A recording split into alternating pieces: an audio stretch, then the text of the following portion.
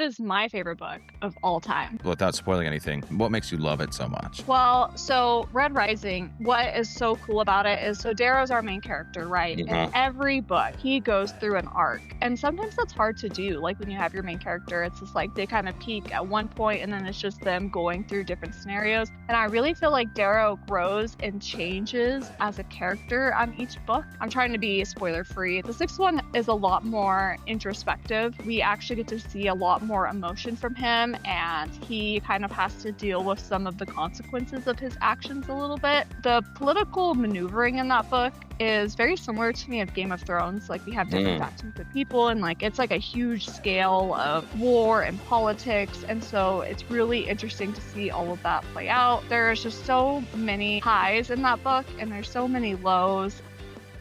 Alysha, welcome to the Uncommon Reader podcast. We talked about this earlier probably about a little bit over a week ago. I'm so stoked that you're here. We dealing with a little bit of a time difference, but I so much appreciate you making the time. And I think this is going to be a great conversation.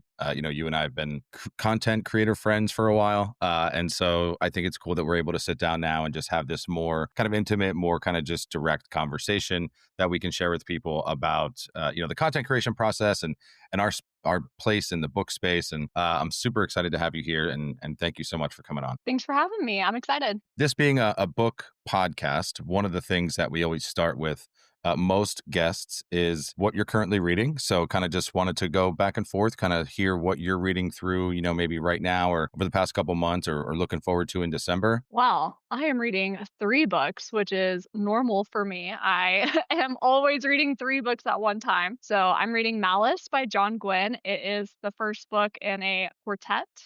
Fantasy quartet. It's very a la Game of Thrones. I'm reading Empire of the Vampire, which is a first book in a trilogy. And then I am reading Calabasas by R.F. Kuang. Awesome. So John Gwynne wrote Shadow of the Gods. It's like a Yes. Dragon Norse series, right? Yeah, it's Yeah, up right there. there. Yeah, I have the first 2 books. I didn't get through the first one, but it was interesting. And then how's Calabasas going? I know that had a hot release back in August. How do you like it so far? Well, I don't really like dark academia as like a general genre, but right now, I mean, to me, it's fine. It's very hot topic though. A lot of people either love Calabasas or they hate it, and it's kind of interesting to me because as I'm reading it, I can't see how it's a polarizing book. But you know, kind of how lit fic is kind of like polarizing. I Yeah. kind of feel like it's kind of strayed into the lit fic genre, even though it's considered a fantasy.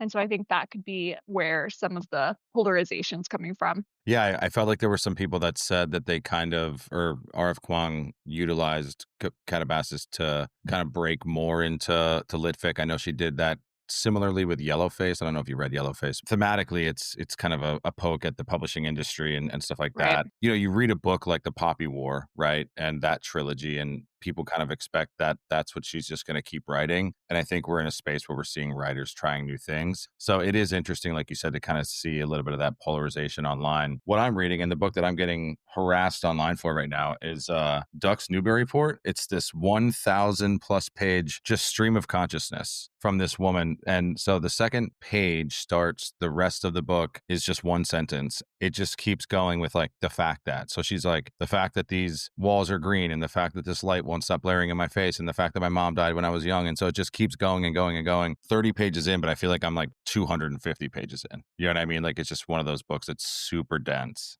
Have you read anything like that? Yes, kind of. I've read a book by Ayn Rand that was kind of like a style that way, a stream of consciousness that didn't use the word I in the book. So, because it was about trying to take the identity of yourself away, you had to kind of figure out what they were talking about as it goes on because it doesn't use the pronoun I ever. It kind of reminded me of that. I I feel read like that such a long time ago, though. I feel like that's almost as hard as like not using the word the in a book. Yeah. Yeah. Yeah. And there's another book that I started just picking at, and the entire book is dialogue. Like there's no plot. It's just dialogue. It's about these people that are Mm. waiting in line. You don't know what they're waiting in line for. So the writer kind of like makes you think about like what it might be. Yeah. I was looking at it yesterday, just like skimming through the book, and it's just 280 pages of just straight dialogue. It's So actually interesting. diabolical. Yeah. Have you read any Sally Rooney? I have Intermezzo. I just announced my year of slow reading on Substack for 2026. I have Intermezzo on that list. I do want to read Normal People before the end of the year. Mm. That's on my like personal 10 before the end. I didn't make a video about it because I'm just such a mood reader that like people would come Mm. back at the end of December and be like, "You read two of these books," and I'm like, "Yes, that's the type of reader I am." I'm pretty sure I made a 10 before the end like 2 months ago, and I think that I've read 0 of those books. Yeah, So, I get yeah. it, I Like get I it. just, I'm such a mood reader and I can't stick to anything. Sally Rooney doesn't do quotation marks, and she has a lot of dialogue. It's very dialogue heavy, and so you kinda have to figure out what is being said out loud to a person and what is being said out loud in their head. And Yeah, so in Normal People, it was easier to discern it or determine, but for Intermezzo, I actually read 30% of that book, and then I was like, "I don't have to work this hard to read because there's one POV in Intermezzo that, like, it is impossible for me. I really have to, like, sit and, like, I have to try to puzzle piece, like, what is he saying out loud and what is he yeah. thinking? But Yeah, Cormac McCarthy's like that. Like I'm reading Child of God right now, and mm, it's that, but then it's also set in like Appalachia, and it's mhm. like this grit lit. And so I've forced myself to like push through it. I'm reading it in an Appalachian accent in my head, which I am probably not doing it well. So it's like making it even harder for me. Stylistically, those things are pretty interesting. This author, Lucy Ellman, her dad was James Joyce's biographer. So I can just tell stylistically like where she got that inspiration from because James Joyce is like a psychopath. Demon Copperhead is written in, like, a Kentucky accent, so sometimes people have a hard time reading that book cohesively because it is in such an accent that you really do try to have to piece through, like, what they're actually saying. Demon Copperhead is a revisioning of another book, right? Yes. I lent that book out. I don't think I'll ever get it back. That's one that I've wanted to read. I lending books out is just against my rules now. Like I'll never get them back. I have a few people that I trust, and I'm like, "You gotta give it back." I have a coworker, and she, like, 'cause all my books, I read them on my Kindle. I don't, like, read a physical book, so all the books that I have, they're basically new, and so she's so scared to, like, read them because she's like, "This is like a brand new book."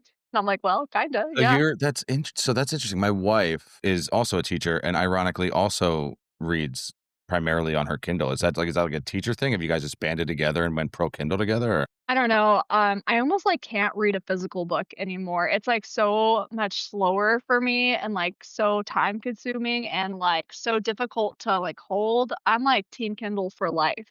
Wow. We're gonna have to get you the Kindle sponsorship. My wife was like, "I want a new Kindle for Christmas." I'm like, "Mine's right over there. I think I've used it one time. You can have it if you want." I don't know, we have to put a poll, somewhere. I kinda find, like, men tend to like to read the physical books, and women kinda like the Kindles. That's kind of just, like, a trend I've Yeah. seen. Yeah, no, that But is true. I do feel like that is the case. I love your content because you are a self-proclaimed biggest hater on TikTok. And so that you start a handful of videos with that hook. You're like being the resident TikTok's biggest hater. Where did that originate from? Like was it somebody in the comments like just kind of saying something or like what did that like what birthed that for you? I've only been making content since January, but I've been a part of, like, a viewer of book talk content for years. Mhm. And I often get frustrated sometimes, like, seeing people just talk about how much they love books and, like, they get so excited about them, and then I read them and they're not that great, and then I go back and look at their accounts and, like, everything's glowing reviews, and they get publishers, send them stuff all the time, and so I decided well, I'm just a deeply honest person in general, but when I decided I was gonna make content that I really want, because reading's such a time investment, it's a money investment, and so, like, you don't have to be hating on books, but I really do feel like kind of being honest about them, and I know a lot of creators that if they don't like a book, they just don't review it. I just feel like that you need to have all of those kind of reviews that's constructive in the space too. It's helpful for publishers, it's helpful for authors, it's helpful for readers who are trying to pick out a book. I DNF books all the time. Like, I can DNF a book within, like, the first 2 pages. I've read Same. thousands of books, so Yeah. I know if it's well written, if I'm gonna like it, I can just tell right away. And so I like to post sometimes about, like, books that I DNF'd and why, and sometimes it's me, that it wasn't a book for me. Sometimes it just was the wrong time, or sometimes it just wasn't a good book. It's so interesting that you say that. Like one of the things in kind of the news right now is Elise Myers. You know who Elise Myers is? Sounds familiar. Yeah, she's like a real big TikToker, and she wrote a book, and she made like the Oh, yes. Yeah, so she wrote a book and she made like number 4 on the New York Times bestsellers list. I guess she broke this like unwritten rule where like authors aren't supposed to like interact with the like comments. And so somebody was like, "Oh, I didn't like this book." And she was like, "Oh, I'm so sorry I didn't like it. Like, you can just return it." And people were like scathing her for like being honest about like, "Oh, if you didn't like it, then just like return it." I think it's just really interesting that, to your point, like there are certain creators that will just hype things up and hype things up. And there's been publishers that have sent me stuff and they'll follow up and they're like, "Hey, like, do you want to review like this book we sent you?" And I'm like, "That book was not good. Like, I'm Mhm. more than happy to post it, but like, it's not a good book." And then they'll never send me stuff again. Yeah, no, and that it's a hard line because when you start getting, like, bigger videos and publishers start reaching out to send you, I will tell publishers no on certain books. If it's something that doesn't sound right, or if it's an author that I've read before, and I do research too. I go look through some Goodread reviews or on NetGalley if it's an ARC to see, and so, like, I try to be mindful of the books that I get because I don't want to purposefully have negative reviews on books. I have a weird relationship with publishers. Like they'll send me stuff and I'm very thankful. I'll post something if it's interesting, but to your point, like they'll hit me up and they'll be like, "Oh, look, there's these nonfiction books about AI." And I'm like, "I don't care. Like I don't want to read it." You know what I mean? Like it's not Mhm. something I am even remotely interested in. And so I'm not going to read it. But one of the things I did want to talk to you about, I know that I recently announced that I had joined Bindery and you had Mhm. also pretty much at the same time, not much longer after I did, announced that you joined Bindery. And so kind of wanted to talk to you about Bindery and, you know, what your thoughts are on Bindery as a platform and kind of what you're hoping it does in terms of the community that you're trying to build. You have a pretty loyal following and people that are consistent with the, you know, loving the videos that you put out, and you've built this really strong image as, yeah, Red Rising's #1 fan. And I think Pierce Brown himself actually said that to you, which is awesome. So one, congratulations on that. Two, congratulations on joining Bindery. Talk a little bit about why you chose to join Bindery and kind of why that's important for you moving forward. Yeah, so I try to be intentional with what I do. I don't want to take on too much. And so when I got the email for Bindery, I really sat and thought about it. I talked with some other of my friends who also received that email. And then I did the Zoom meeting with her, and she was go great. And really, I really like the mission of Bindery of just trying to cultivate a book space. And I have always been thinking about, like, maybe having, like, my own website where I have, like, formal reviews where it's typed up because we have Fable, we have Goodreads, we have all of these other accounts that are owned by other people, and people have to follow you there. And so, like, I've thought of having everything in just one area, and I also have so many, like, small book owner or, like, book merch ownerships of Red Uh-huh. Rising or of any stuff that I would love to have just highlighted in a place, like, that people could go to. When talking with them and just kind of like this community that can kind of get more book access, I really did like. I am excited for more people to be able to just like create, because right now it's by invitation only, but when their Right. servers get bigger and they can have more people, I think that's going to be really cool. Because my big point of making content is I just really believe that readings for everyone, and if you Mhm. don't like reading, you just haven't found a book that you liked yet. 100%. I think that's a really great answer. And, you know, obviously, I'm not sure if you joined the Bindery like Discord, where all the other creators are, but like a lot of the folks at the top are, you know, they're kind of like hands in the dirt, really trying to like find ways to improve the platform. And so that's something that's really exciting to also be a part of. And yeah, when I saw that you had joined, and now there's a couple other folks that I saw recently announce that they're joining. It's something that I had strived for a while, and so to see people that I respect and see myself next to in the book space is really awesome. And just, you know, really wanted to shout that out and congratulate you for that, because it is a great achievement. It's something that is certainly well worth celebrating. And so yeah, I think that's awesome for you. Well, thanks. I was very shocked and excited when they sent me an email. I was like, "Me? You want me?" I was like, "Heck yeah." Do you feel that way for any specific reason, or is it kind of just like you're your harshest critic kind of deal? Yeah, I don't know. It's been a crazy I when I made my book talk, so I read a whole bunch of books last year, like 150 books, and I wanted to read less books. I wanted to be more intentional about the books that I was reading this year. So I decided, I was like, you know what? And I had a lot of I bug all of my in real life friends and family to read. I'm always loaning out books, and they're like, you should make like book content. And I'm like, I would be so bad at that. I did not think that that was for me at all. And then I'm not telling anyone to do this, but if you go back to look at my TikTok of my earlier videos, you're like, wow, this was actually really bad content, really bad videos. And so like I was posting for about a few months and I think I gained like 100 followers in 2 months, which if you're on the platform, like that's not a lot in that time frame. It's very slow growing.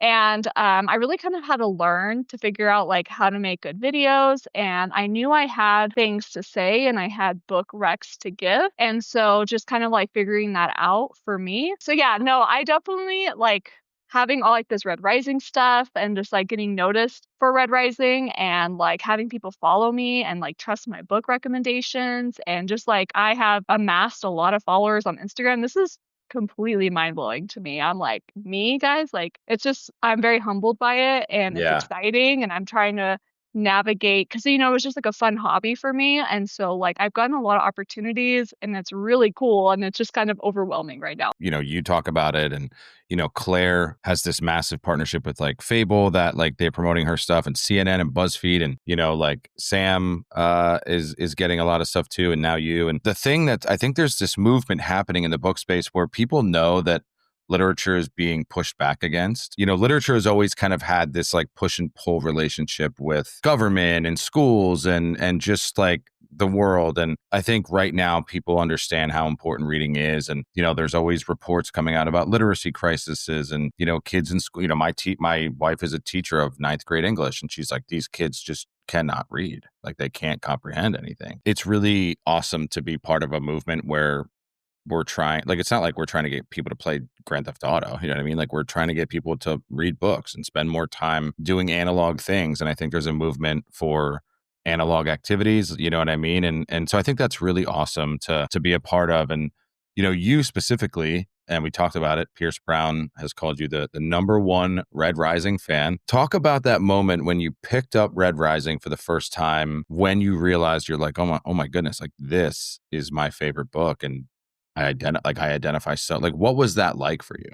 Well, it actually is a story that I tell, and people are really kind of confused. So I usually generally gravitate towards women authored books. Hmm. That's mostly what I read, or they have female main characters, and that's just what I gravitate towards.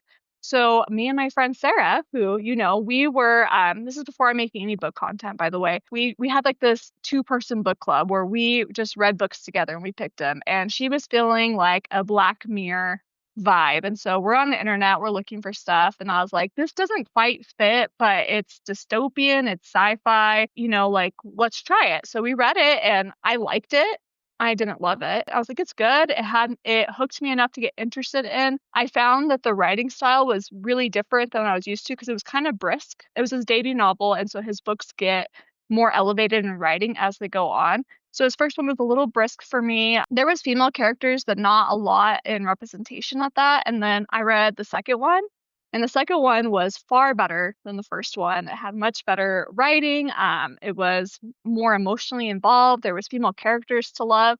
And so after the end of the second one, I immediately read the third one. And at the end of the third book, I was like, this is like my top 3 series of all time. I really was impressed with the scope. He has a lot of literary and historical references in his writing, and I Hmm. really like to find like those like little Easter eggs in it. If a book can like make me feel something or make me feel emotional, like that's a lot because I read so many books and that's often I'm just reading, just kind of like, I'm just reading. I'm like, oh, that was sad. But I was like Yeah. actually mad reading the third one. I was gonna write Pierce Brown a letter, like, how dare you, you jerk.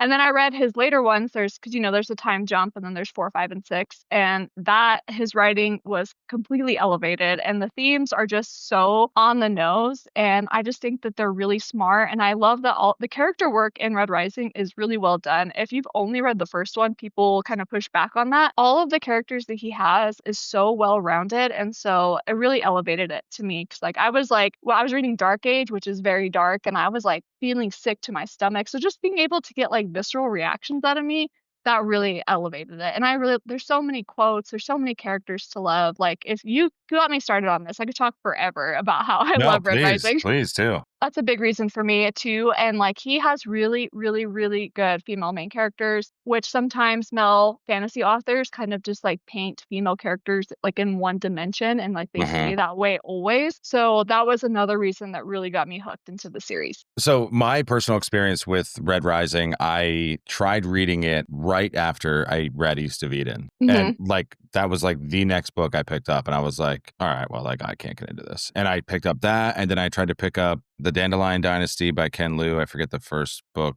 Grace of Kings. Grace of Kings, yeah. Tried picking that up and I'm like, I just can't do it. I lent it out. I lent Red Rising out to a friend because they're like, oh, I wanted to read it. And I'm like, I just put it down because I can't like get mentally wrapped around it. And as soon as I gave that book out, I was like, oh, I shouldn't have given that book out. Like I really want to read it. And of course, it's a book that I'll probably never get back. There's a book with a gold cover. Lightbringer. That's the sixth one. So that a lot of people I've seen have said like that is their favorite book. That is my favorite book of all time. All time. Yeah. Wow. Number So one.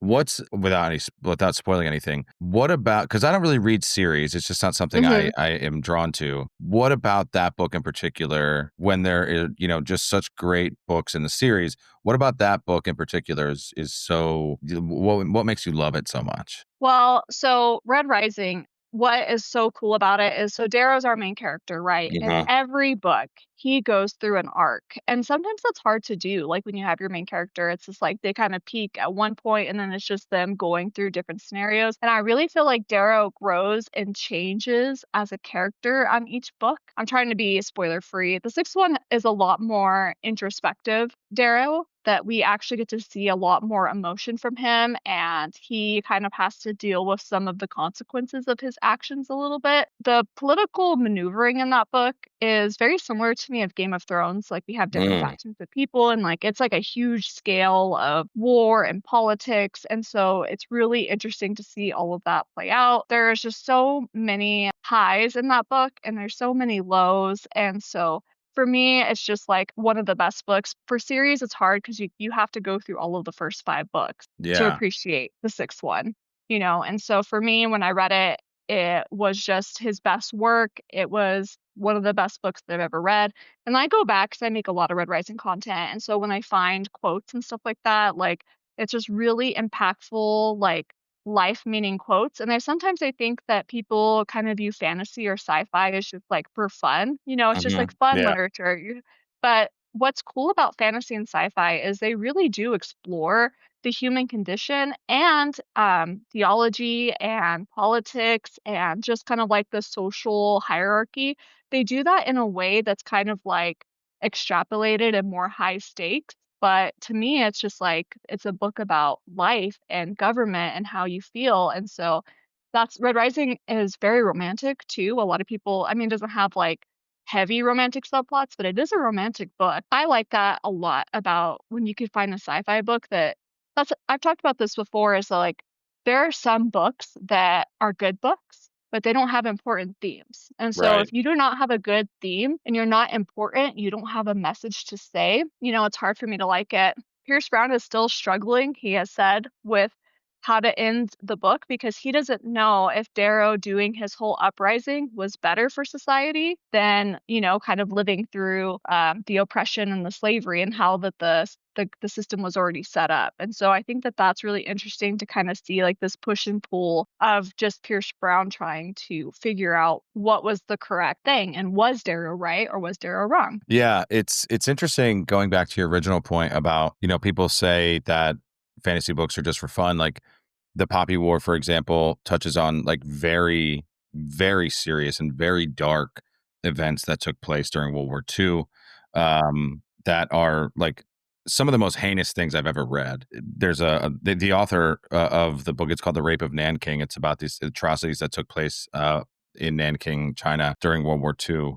And the author actually ended up committing suicide. Like she would like it was a horrifically tragic story. Kwong, if I'm not mistaken, pulls from some of those events in the Poppy War. And Christopher Buhlman, I believe, like I think there's some really strong themes in The Black Tongue Thief about like politics and society and kind of class systems and stuff like that that I thought was like really interesting. So yeah, I'm really glad that you pointed that out, because when you do say like, oh, there's like a book that maybe doesn't have like strong themes, like I just naturally go to like Dungeon Crawler Carl. You know what I mean? Like that just seems more of like, if you're like ranking all these books, like that's probably a book that's more fun, a lot more entry level, you know what I mean, to get more people interested. But then you have a book like a Red Rising that does have deeper themes. And, you know, you probably have a better example, but that's just from my experience of not reading a ton of that stuff, probably like how I would think. Have you read Dungeon Crawler, Carl? I've read the first one. I haven't Okay. read, I think there's 7 books in the series. Right. Yeah, I think there's going to be 10 total, but I read the first Dungeon Crawler Carl and I felt actually that it did have some themes. I was expecting it just to be just like a fun, but I really was impressed because I did find that Dungeon Crawler Carl did have some important themes. And I know I haven't read the rest of them, but I know that from people that I love that they get even more in themes as the book goes on. But I think Dungeon Crawler Carl gets a bad rep sometimes. I think people are like, oh, it's just like a video game book, It's but it like does have some themes. the thing that like I took away from it. It's funny, my wife actually enjoyed it because we listened to it on audiobook. Uh-huh. And then like she liked it a lot more than I did. But she also Mhm. reads a lot more fantasy and stuff like that. And she was like, yeah, this is really well done. Like I really like this, and like it's crafted really well. And I'm just like, it just felt like very like crypto bro edgelordy to me. You know what I mean? I think maybe some of that was from like the incredible work done by the audiobook team. Like Mhm. the audiobook voice actor, I think, is actually pretty famous because of his work with Yeah. Andrew Carl. Yeah, I think it's something that I want to like revisit. You know what I mean? Like it's something, again, I think that was one of the books that I just like tried to jump into after East of Eden. And I was just like, because East of Eden is such an experience. You know what I mean? Like for some, it was for me anyway. And then I just tried to jump into something else, and I was just like, oh, Well, Dungeon Crawler Carl, I could think of 3 themes off the top of my head that I really connected with, and one of it is because like, it's a game show, right? And so to get sponsors and to get viewers, right, they have to kind of play the game a little bit, so it really hmm, touches on social media too, okay. and, like, I felt that there was a lot of connections between, people who are trying to be influencers and social media and behind the curtain. It talks about AI, obviously, in a negative way, and then, I can't think of the 3rd theme. It was definitely there were some governmental that were interwoven into the series that I wasn't expecting when I read it. Like, I just was expecting, like, the bare minimum, just, like, a fun video Yeah. game, like, going through the levels. So I was impressed. I will continue to read them. They're on my shelf right now, I'm looking at them. But, I have so much to read that it's just, like, I like the series, but it wasn't something that I was like, "Oh, I gotta read the 2nd one right now," you know? Yeah. You more than a lot of people that I chat with, like you have read a ton of books in your life. And you know, I think you had a video not too long ago with your grandmother, I believe.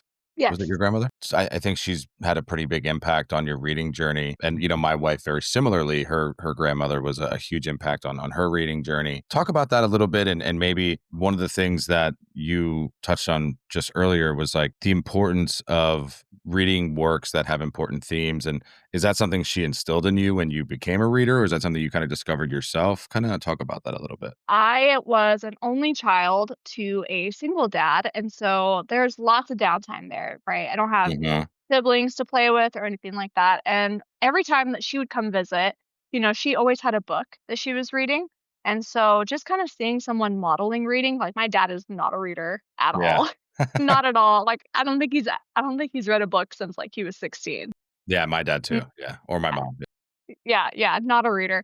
And so, modeling was one, and then, what happened? Oh, in high school, or she gave me all of the books. Like for Christmas, like I remember in 1st grade, I got Harry Potter, and I was not into reading at all. I tried to read Harry Potter, and I was like, I hate this. Like I don't want to read this. And so in 3rd grade, I had to like start reading some books, and I was reading some Nancy Drew books. Like there's lots of different authors for Nancy Drew, but I Hmm. was reading like the younger like Nancy Drew as a kid, and she had all of the yellow book boxes of Nancy Drew as an adult. Yeah. And so, she sent those all to me, and so I had 200 books in my house now. And Wow. so I just read all of these Nancy Drews, I was really into them, and then so that sparked my love for reading, and then I started reading other books from different genres, and then I read Harry Potter, and then I loved it a lot at the time. I don't know if you can hear my kids screaming, sorry. Yeah. I'm waiting for I'm them to like, pop in, like, in the back, like that one "They're guy who was they're on the interview. downstairs." I'm like, "What are they doing?" And then I'm like, "Hunter, what are you doing?" Just kidding. Yeah, no, Um, my dogs often just like go nuts during the podcast. Sorry about that. What was I saying? Oh, and so I started reading Harry Potter, and then that got me into fantasy. And then I read Aragon, which is up here. It's my first high fantasy. And but I have read a lot of different books, lit fic and thrillers and romance books. I've always kind of read. I actually took kind of a fantasy break in my 20s. I was Mm. reading different kind of books, and then the book that got me back into reading fantasy was Fourth Wing, actually. And people Oh, okay. always think that. So I read Fourth Wing and I wasn't that impressed with it. I was like, this is supposed to be a dragon riding book. I was like, this is not like Aragon. So I immediately read Aragon again. And then I just started reading. I was on Book Talk, right? Reading all the different fantasy recommendations that they had. And so that's kind of how I got back into reading fantasy as an adult. I think you just not recent or just recently actually posted a video of about Green City or Jade City, Oh, Jade City. and Yes. that was something where you were kind of like stunned that you liked it, right? No, not necessarily. That's such a good series, by the way. The Greenbone Saga is phenomenal. Like Jade I Lee, right? fondly. Fonda Lee, sorry. Yeah, she's amazing. She's actually coming out with a sci-fi book in May. And I'm Oh, like, Orbit. you excited for it? I want that. Yes, I Yeah. am. I haven't read the third one yet because I'm going to read it next month and I just don't want it to be over and people talk about how much it hurts and I'm just scared. I'm scared. Do you feel that way about Red Rising? Like knowing that Pierce doesn't know how to end it? Like, are you worried about an ending you're not going to be happy with? I think we're finding that there's some authors that like they're really active in social media or they're active with their fan base because it's just like an easier access point too. And so I feel like that sometimes fans they'll be in comments saying like this better happen or this better not happen or I'm going to be upset. And I try to stay away from that because like that's the author's story and Mhm. I am trusting Pierce Sprout is going to end the book how he wants it to end. And so I will be upset if certain things happen, but like I also just trust the process really, you know? So I don't Yeah. have any expectations. I think readers really set themselves up for expectations because I know a lot of people say like Darrow has to die, you know, and they're like, oh, it's like, how could he end it without Darrow dying? And I'm like, why are you putting yourself into like a box where like something has to happen for you to like it, you know? Right. Yeah. I was just thinking about that when you were talking about, like, obviously, again, I haven't read it, but I feel like series that long, because it'll be the seventh book. I feel like half the people are going to love it and half the people are going to hate it. Like, it's almost kind of like Game of Thrones. You know what I mean? Like, Right. I actually was just about to bring that up about why I don't think Game of Thrones will ever be completed. And I think it has to do with the fan base. in what way? What do you mean? Well, because, you know, George R. R. Martin, well, first of all, George R. R. Martin, have you read Game of Thrones? No, I read the first book and then I just watched the show. So he has so many storylines that are so open. And Hmm. so for him to have to close those, it's a task, right? He Yeah. has too many pathways open. So it's difficult that way. But I do think that, you know, they were trying to get the show done and like the people who were the producers or the directors, like they wanted to work on other projects. They wanted to ride the high of the popularity, right? And so like he gave them, you know, the end points of the characters. It got told in a way that was so fast, and the fandom does not like the ending. They felt disappointed by it. So Yeah. I really feel like George R. R. Martin is in a lose-lose situation here. Like, does he continue to write the book that he has planned out? You know, like with all the wrapping ups of everyone's storyline, or does he try to change it? I don't think anyone's going to be happy. And there's been a lot of negative reception on him. Like, if you go on his Facebook page, like it's Yeah. just full of comments of people saying, like, finish the books and stop doing this. And like, I don't really feel like authors owe us anything. I know people get really upset with Patrick Rothfuss because he has two books out in his trilogy and he hasn't released the third book. There hasn't been any news and people are so upset by him. But I do know that he did take a Kickstarter. And so like people have a little bit more reasons to be upset, you know, like if they donate to a Kickstarter and then it never happened or whatnot. I just don't think authors owe us anything. Like if they write two books and they decide that they're done, you know, like it sucks, but it's just kind of what happens sometimes. Yeah, yeah, and like you said, like there's authors that are trying different things, and like you had also mentioned that like Pierce himself, who created this monster that he's now wrestling with, like doesn't know how to end it. You know what I mean? Like doesn't know how Hmm. to land this plane, and it's interesting because I do feel like George R. R. Martin will never finish the book. Like I feel like he's too incentivized to keep taking paychecks from HBO to like write these spin-offs, and in January they're releasing the Dunk and the Egg story, and or Duncan the Tall, I think his name is. And there's other projects that he just said a couple weeks ago, like are in like development. Why would he ever finish the book? You know what I mean? Like, what, to your point, like who's he going to be pleasing? Because he's going to have half a fan base that are like, this is horrible. Why'd you even finish it? You know what I mean? Yeah,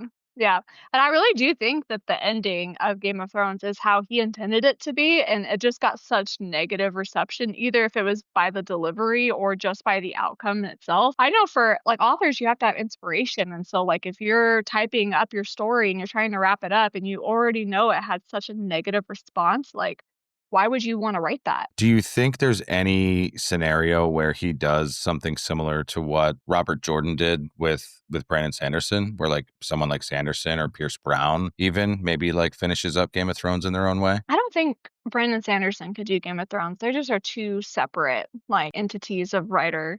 George R. R. Martin's mean. He's a mean guy. He kills He's off his from your area, characters. you said, right? Or something Yeah, like he that? lives in New Mexico. He lives in New Yeah. Mexico. I'm not sure, maybe he has the books completed and they'll be released, afterwards. But I don't know. When I went to a talk with George R. R. Martin and Joe Abercrombie, and he was talking about how Joe Abercrombie was pushing out books and he was jealous because he still is waiting. He's like 10 years past due for his other books. Like he alluded to that he was still working on it. But just me as like a personal person, I'm like, I don't know if he's going to finish those. It's and like you said, like authors don't owe us anything, but then it's like when you say like I've been working Right. on it for 10 years, it's like, well, what are we doing? You know, like let's get this thing on the shelves, right? Yeah. Yeah. I don't know, but I think he gives back so much to the New Mexico community. Like we are so lucky in New Mexico to have him. And so I feel kind of almost protective of him a little Yeah. bit. Like when people start ragging on him, I'm like, hey, like leave him alone. Like Yeah. he doesn't owe us anything. But yeah, he does give back to like New Mexico so much. He has lots of different companies that he has running in there. He's restored like an old railroad in Santa Fe. Wow. Like it's really cool. There's like a railroad trip that you can go. It's like an hour. They in the wintertime for Christmas, they have like a dragon one and he has his own book, like a dragon story, and it's That's really cool. It's awesome. kind of like the Polar Express, but George R. R. Martin's Polar Express. Yeah, it's funny. Like, my family on my dad's side is from Albuquerque, and so my great grandfather and two of my grandfather's brothers like worked for the railway for their entire lives. Like, started there, Mm. retired there. Yeah, my family on my dad's side has a ton of ties to New Mexico. Yeah, one of Lots the of new. trains here. Lots of trains here, actually. Yeah, yeah. The one of the New Mexico college football teams is doing pretty well this year. I don't know that it's. UNF. Yeah, that's where my grandfather went. Yeah, it's. I was an Aggie, obviously. Yeah. Yeah, I don't think they're doing too well, are they? No, they never do, actually. Actually, No. I actually got to see them play a bowl game. They played against the Utah State Aggies and we won, and that was kind of cool. And it was in Arizona where I was living, so that was fun. It's so funny, like, how many of these schools have Aggie as, like, Texas A&M Right, because they're agriculture schools, you know what I mean? right. So they're just like, "Yeah, we're just gonna shorten agriculture, and that's gonna be our nickname." Yeah, New Mexico State got in trouble too, I think, because I think they directly ripped off like a logo one time. Really? Yeah, like in the 80s or 90s or something like that. Oh my goodness. Yeah. You've only been creating content since January, which I've been creating content probably a year and a half, but I really started taking it seriously in, like, March, you know what I mean? That's when we became friends. Right, yeah. That's when I was getting some traction was March. Mhm. Yeah, exactly, and have you determined yet, like, okay, like, this is the mission like, for me, like, I wanna introduce as many young men as possible to reading. I want them to stop spending as much time online as they can and just spend time with books and discover empathy and just be genuinely better human beings. Have you determined a mission for your content yet? Is that something that's like, you're like, hey, like this is like really what I want to just really push forward? Or are you just kind of riding the wave right now? So before I made my book talk account, because there is thousands of book talk creators, there's so Yeah, many. so many. And so it's very saturated. And so I was like, what am I bringing? I don't like to waste. And I'm like, what am I going to bring to this space? Am I needed in this space? Is my voice needed in this space? And I don't think that everyone has to do that. Like, if you want to just make content just for fun and for community and like you don't have anything to say, you just want to make it, like that's fine too. But for Mhm. me, if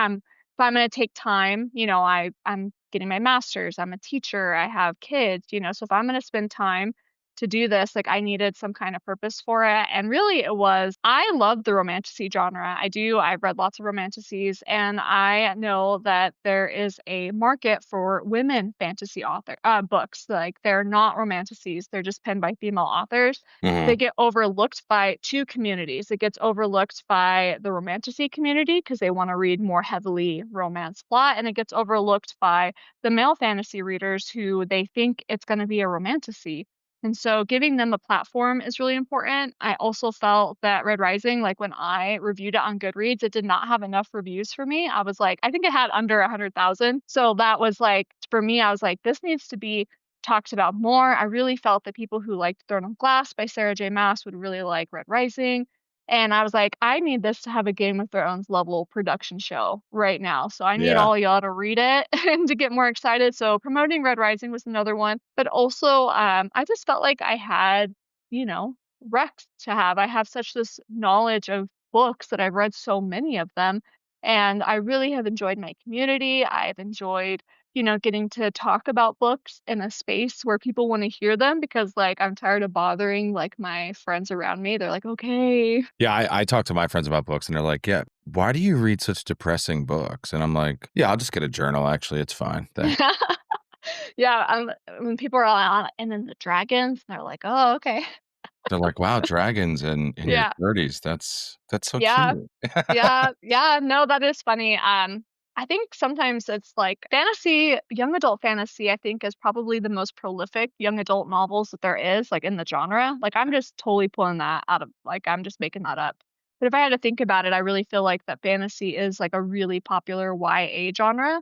And so sometimes people view fantasy and sci-fi as kind of like for younger kids and not as serious, but that goes back to my original comment that fantasy really does talk about a lot of these societal issues and hierarchies and all of this stuff. It's just done in a different way. And it Yeah. actually has a lot of history into it too. Like you're talking about the Grace of Kings that I think would be a fantasy series that you could really like. I think there's most fantasy series are rooted in some kind of historical, events, or they have literary, alliterations in there.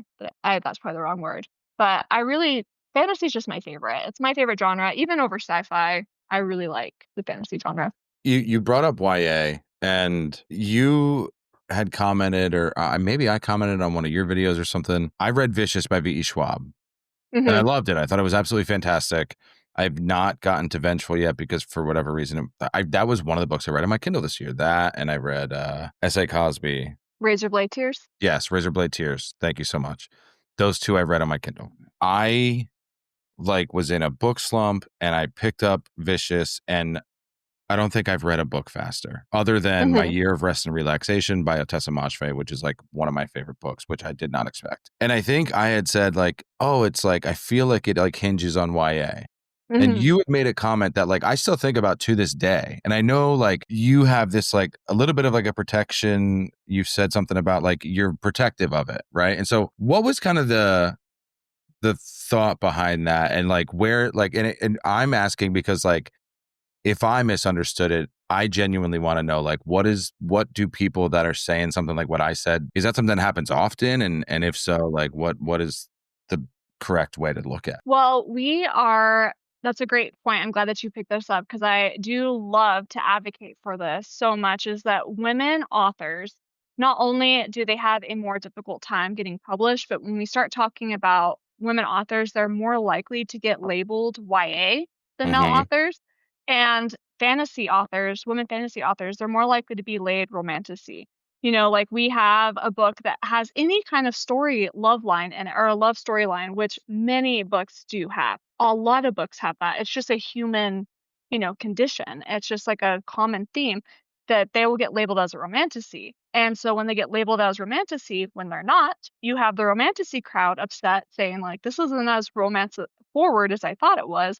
And then you have people who don't want to read romantasy at all. They want to read a different style of book that won't even read it. So that's why I said we have like these women fantasy authors that are kind of in this, like they get overlooked sometimes because either they are read by the wrong crowd, they're reading it and they're not getting what they were expecting, or they're not getting read at all by people who would really enjoy them. So yeah, women often get labeled YA more than male authors do. And so I do try to challenge people to be more critical about that. YA isn't it's a marketing tool. And so publishers put that tag on there, but then you'll see book reviewers, like say it feels more YA. Like I have been critical of saying that The Will of the Many felt more YA to me. And people always push back on me on that. So it's very nuanced. And so like if you go and you look at a definition for YA, it's geared towards younger audience. It is usually faster paced. It has themes of self-discovery and identity. But I also think YA gets like people think that it can't be serious in tone, Yeah. and it can be. Sometimes the language that's used is more geared towards YA, and so that's why I argue that The Will of the Many is more YA because it's like the protagonist is 17, he's going to school, it's self-discovery. It's very tropey, which is another classification of YA, just like having those tropes. And so I always try to push back when people will call like a women fantasy authored book YA. I'm like, why? Yeah. Why Like, are you saying that? yeah, like, is there something more behind it? Yeah. No, I really appreciate you explaining that because when you had said it, I was like, oh, it was almost like, oh, I think I struck a nerve. You know what I mean? Like, obviously didn't intend to, right? And so, yeah, no, thank you for clearing it up. And I loved that book. And it's almost like it's weird, like, because I typically don't read series, Hmm. like, when I read Wool, I don't know if you read Wool at all. It's a sci-fi book. It's the show Silo on Apple TV. It's what that book is. And so everyone was like, oh, the second book is like a complete deterrence from the first one. And I'm like, okay, then I don't need to read it. Like, I'm satisfied with this first book and I'm good. Like, that's just where it's going to end for me. I almost feel that way about Vengeful. Like, I loved You Vicious and I'm like, I'm okay with it. Like, I'm okay with never reading Vengeful. I actually think that it would have been better as a solo book for Yeah. sure. And I think she's coming out with a third one for it. Am Yes, I? it is a trilogy, and so it'll be a third one. I liked Vengeful, but I really feel like the aspects that made Vicious so good was not there in Vengeful. So I am gonna read the third one. I'm excited for it, but I really do think it could have been a great standalone story. Have you read her new book, Barrier? Bare Bones? Yeah. Yes, I have. I have.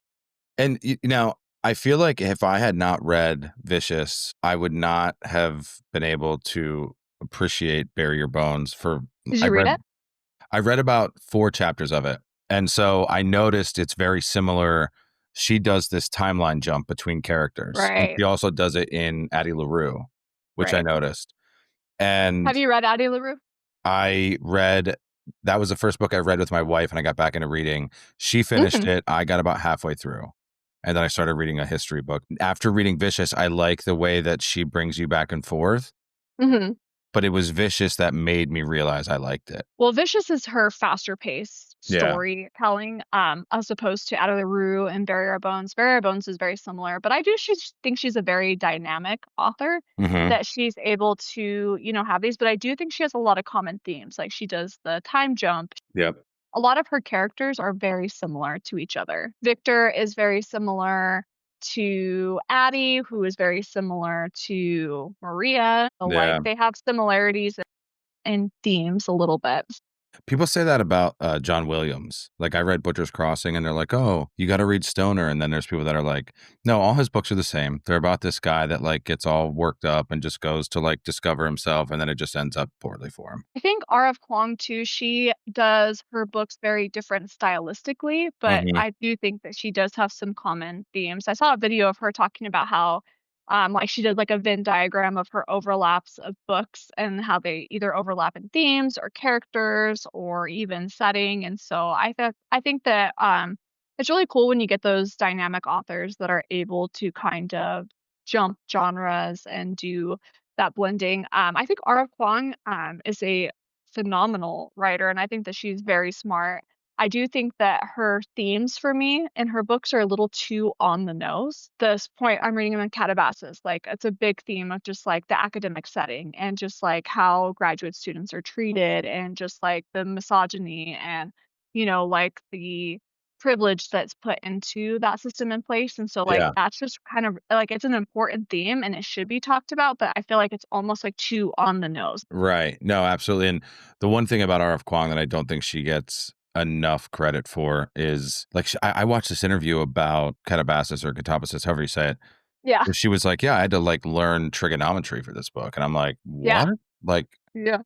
the research and like the effort that authors put in to like write, like you think about it, it's like just write a book, but it's like to write a work of literature, like she went and learned geometry or trigonometry. Like that is insane to me. Like if my She's job was like, you need to learn trigonometry to do this project, I'd be like, actually, I quit. So thank yeah, you.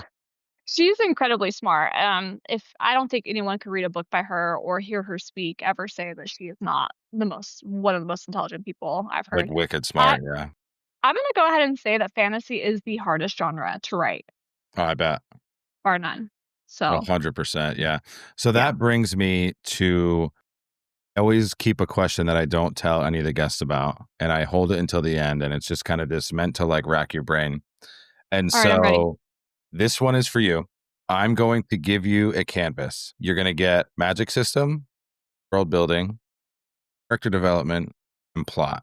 You can't use the same author twice, but you can pick any author to create the perfect. So if it's 4 different authors to create the perfect book, Okay. who would Okay, they so we have be? world building, characters, Magic system magic system, and plot. and plot. Trying to think of the author that I'm gonna do. I cannot pronounce her name. She does the City of Brass. It's essay Chakrabarty. Chakrabarty. She's the world. She's gonna be my world builder. Her world is so immersive. I said that wrong, by the I way. thought you said Jack Rabbity, and then I looked at her last name and I'm like, that is not it. Looks like No, Chakraborty. yeah, Chakraborty. Yeah. I need to Google that honestly. But yeah, she's gonna be my world builder for sure. Okay. Characters are gonna be Pierce Brown. Okay. Plot and what did I miss? Plot and what? Magic system and plot. Ooh. Unpopular opinion for me is magic system. I don't care if it's like a hard, like I don't care for like solid rules for my magic system. It could be ambiguous. That's a debated topic. I'm gonna go with ML Wong for magic system. I really like the magic system in Sword of Kaigen. It was explored really, really well. All right, and now we have plot. I'm gonna say George R. R. Martin for plot. He is the king of Oh, plot. that sounds like it would be an incredible book. That would be, yeah, that would be crazy. Yeah, City of Brass, that world is so immersive that I was really impressed with that. And I love the characters in Red Rising. I love the plot, Game of Thrones, and I love the magic. That's a solid one. I think I did really good. Yeah, no, I know, I'm just proud I know all of those authors. I was like, oh, she's gonna name some people that I have no idea who they are, and I'm gonna have to pretend that I'm like, that's fantastic, actually. So yeah, thank you so much for coming on. I really really appreciate it. Let everybody know where they can follow you, what social media, what socials that you're on, and any projects or content you're working on right now. Well, I will be at Dragonsteel, and I have the opportunity to make some content at the World Hopper Ball. So keep your eye out for that. And I'll have a lot of collaborations with a lot of other creators. You can follow me on Instagram, Alysha Fortune Reads, or TikTok, which is at fortune.tales. And then I have YouTube, which is at Alysha Fortune Reads. And then I have a bindery, which is bindery.com/Alysha Fortune Reads. I'm pretty sure. It's in Awesome. my link tree. It's in my link tree. And you've also, I'll copy all of those into the show description. You've also, I think, been dealing with some like identity crisis on Oh, TikTok or something, right? Is that correct? yeah, there's an account that's trying to steal my TikToks and sell you crypto. So be careful about that. So if anybody sees me messaging them about crypto, I'm actually trying to sell you crypto. I know nothing about crypto actually, but I'm sorry that you're dealing with that. But thank you It's so fine. much for hanging out. Well, thank you for having me. It was great talking with you. Yes, absolutely. So I will put all of Alicia's information in the description. Make sure you go follow her. And I will let you get to it. Have a wonderful, wonderful Thanksgiving holiday, and we'll talk to you soon. Bye. Take care.